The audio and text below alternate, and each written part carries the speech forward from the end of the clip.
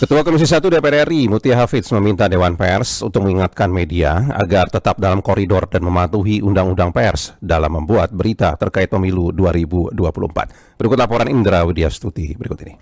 Kita betul-betul mengharapkan bagaimana Dewan Pers, terutama jelang pemilu ini, karena sebagai lembaga independen yang dibentuk untuk melindungi kemerdekaan pers, Dewan Pers diminta untuk mengingatkan media agar dalam membuat berita terkait pemilu 2024 tetap dalam koridor dan sesuai Undang-Undang Pers. Hal itu disampaikan Ketua Komisi 1 DPR RI Mutia Hafidz dalam dialog di RRI Medan, Jumat 17 November 2023. Ia mengatakan menjelang pemilu jumlah pemberitaan akan meningkat, begitu juga dengan hoaks yang berpotensi memecah belah persatuan bangsa. Apalagi ia mengakui saat ini sulit mengawasi seluruh media karena jumlahnya terus bertambah. Terlebih dengan adanya media sosial yang perlu diwaspadai karena cenderung berisi provokasi. Ia juga mengingatkan terutama di Sumatera Utara sebagai provinsi dengan jumlah media paling banyak, selain Dewan Pers, PWI juga diharapkan memberi peringatan kepada wartawan agar dalam peliputan tetap menjaga etika jurnalistik. Kita harus menjaga etika-etika jurnalistik, kode etik jurnalistik. Kenapa kita perlu mengawasi? Karena kecenderungan masyarakat itu kadang-kadang memilih yang justru isinya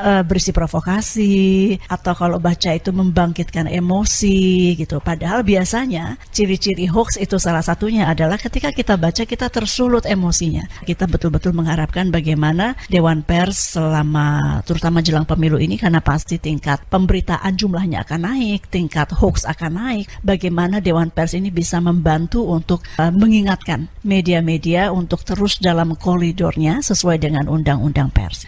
Ketua Dewan Pers Nini Rahayu mengatakan untuk meningkatkan kualitas dan profesionalitas wartawan, Dewan Pers terus menggelar uji kompetensi wartawan dan tahun ini sudah 1.800 wartawan di Indonesia lulus UKW. Sebelumnya pada 2022 ada sekitar 1.900 wartawan Indonesia lulus uji kompetensi. Namun ia mengakui bahwa jumlah tersebut jauh lebih sedikit dari jumlah wartawan yang ada di tanah air.